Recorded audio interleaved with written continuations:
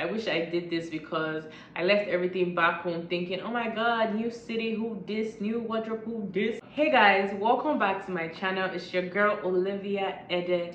Welcome back. If you're a new subscriber, thank you for subscribing. I hope that you continue watching my videos. Okay, I give you premium content, okay, informative content, juicy content that I feel will be helpful for you, or content that just gives you vibes. And if you're a returning subscriber, thank you for returning and thank you for watching this video. Okay, let's get to the tea. In today's video, I'm going to be sharing with you lessons that I've learned since I've been living in Canada.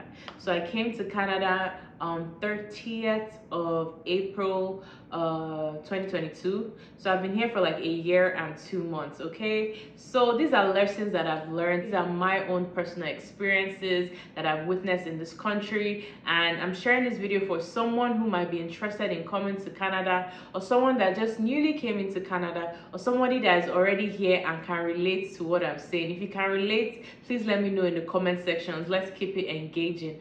Lesson number one, I don't want to be shady. I'm not being shady, but lesson number one is promise and fail. Most of us here in Canada probably know someone or have family or friends that promised that they would help them. I'm talking specifically attaining to the Nigerian community, because I'm talking from my own personal experience. This is not a generalized experience. Before I came to Canada, I had 1 or 2 or 3 people saying, okay, come to Canada, I'm going to put you on. If it comes to jobs, hit me up, all these things. And then I'm in Canada, or rather, when I first came, I'm like, hey, what's up? So and so, how far? Let me send my resume. Kinikon, how far? And then they will just ghost you, or they will not be consistent. They will make you feel like you're disturbing them, or like, you know what, why can't you just do it yourself? But like, if they had told you they won't help you, obviously you find your square root. But when you come here, you tend to discover that a lot of people who promised you or who gave you high hopes that they would help you find resources, data, information, they tend to just not respond. And I don't know if it's because everybody is busy, because Canada is busy, but like I said, it is what it is. I've learned to move on with my life. But yeah, this is a personal lesson I learned. So if you're coming from Nigeria and someone promised you, like, be hopeful, fingers crossed, but like, do your own research and find your own information by yourself. That will bring me to my second lesson. I've learned that living in Canada, you have to ask questions. You have to be bold. You have to, don't be shy. Ask questions. Like, it could be at school. If you're an international student, it could be with your tutors. Don't feel like, oh my god, I'm going to be embarrassed, everybody's gonna laugh at me. Do not give a shit. You're paying your own bills, you're paying your own tuition. Like, if you don't understand something, ask questions. For example, let's say you're on the bus, you don't know where your next bus stop is. Don't go and get lost. Simply ask, where is so and so stop on the map or on the bus stop, and they will help you. Canadians are polite, Canadians are friendly, so please be bold, ask questions.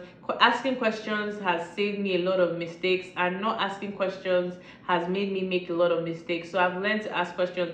Even if you think I look silly, I look foolish, I'm going to ask that question as long as I need the information. So ask questions. And also do your own research, right? This happened to me in Nigeria. Before I came to Nigeria, I tried coming to Canada since 2019 and I was scammed.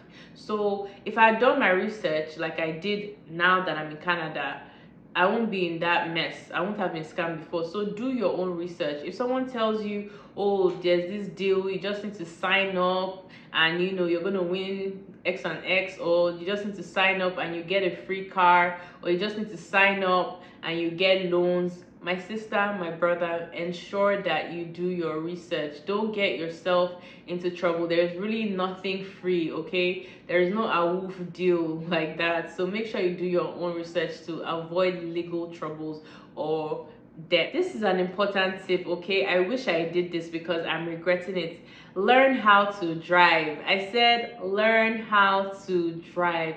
If you can drive, it will save you a lot of stress because Canada is so big.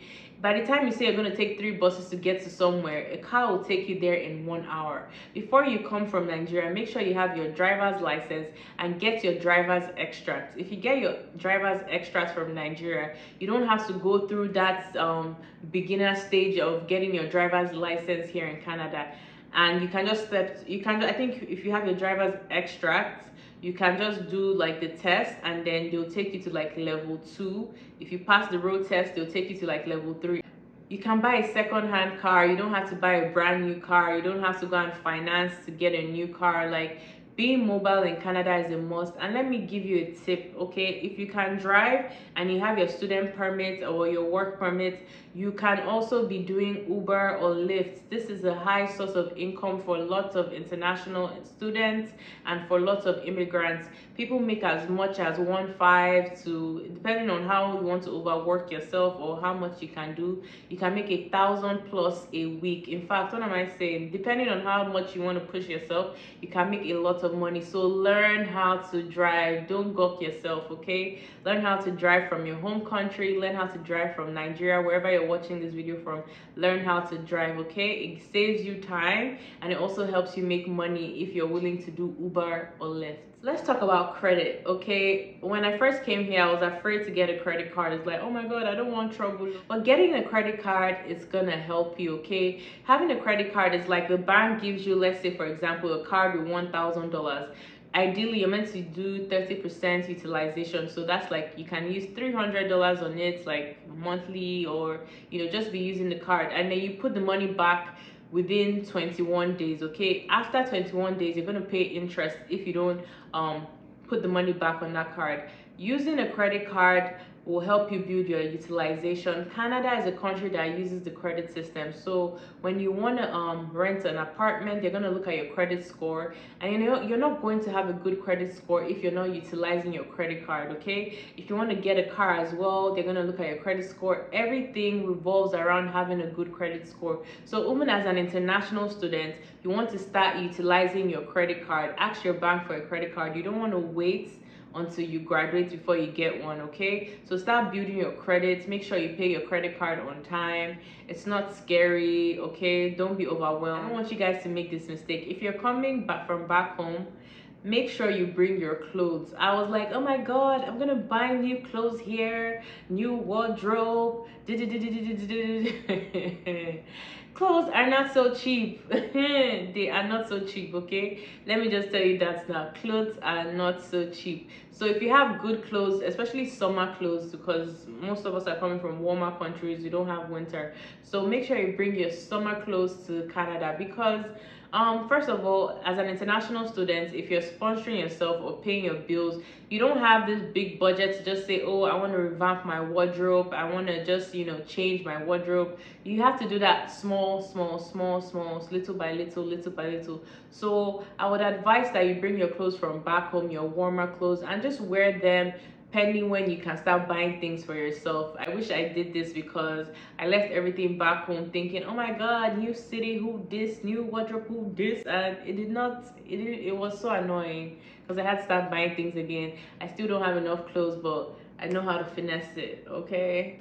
One of the lessons I've learned also living in Canada is learn how to make yourself happy, okay? Your mental health is very important. Your mental health, I repeat, your mental health is very important. You realize that you're going to school full-time, you're working full-time, it tends to take a toll on your mental health. And if you were like me, when I first came here, I'll be watching Instagram stories, I'll be watching Snapchat, like, oh, everybody's turning up, everybody's having fun. You want to get depressed, but learn how to make yourself happy. If it means watching your favorite show, if it means having your favorite ice cream, if it means doing your nails at home, if it means visiting friends, even if it's like 3 hours away, make yourself happy because there's never enough time. So sometimes I think you should indulge, give yourself a treat. This is how I stay happy. I'm telling you, I am telling you, because if you just look at it, you're working to pay bills, you're working to pay your tuition, you're working to survive. Sometimes you deserve a treat. I didn't say go and overdo. I'm just saying give yourself a treat every once in a while, okay? Because what? You deserve it. I said what? You deserve. Another thing I've learned in Canada, another lesson I've learned in Canada is to have people in your corner. Oh my God, this is so important, because hey, there are times you want to give up. I'm telling you, there are times you're just overwhelmed. You're like, I was even chilling back home in Africa. I was chilling back home in Nigeria. I was good, you know. But it's good to have people that genuinely care about your well-being.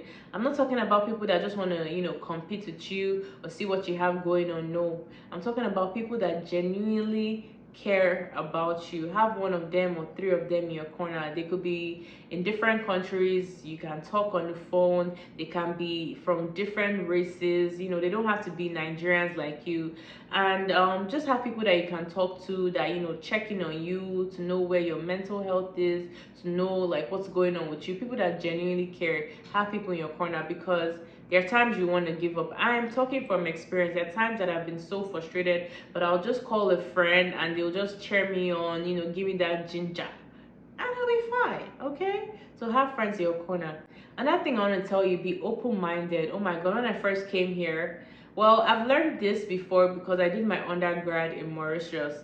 But that time I was like, no, if I get to go to university again, I want to explore and I want to be open-minded, because I was limiting myself to my race, my ethnicity, you know, to Nigerians. So now, like, I want to say, oh, I have a Philippine friend, I have a Jamaican friend, I have an Asian friend, I have a Pakistani friend, I have an Indian friend. Like, I'm expanding my community. I'm expanding, like, you know, I'm trying different cultures. I'm networking with different people from different backgrounds. I'm not limiting myself to just that Nigerian community, and it has so many advantages, because you don't know, you might be talking to your friend from a different background, different background, and they might have an opportunity for you because you're expanding beyond your comfort zone. So be open-minded, get to know people from different races, try different foods, try different cultures, go to different events. Like, one thing I've learned in Canada as well is,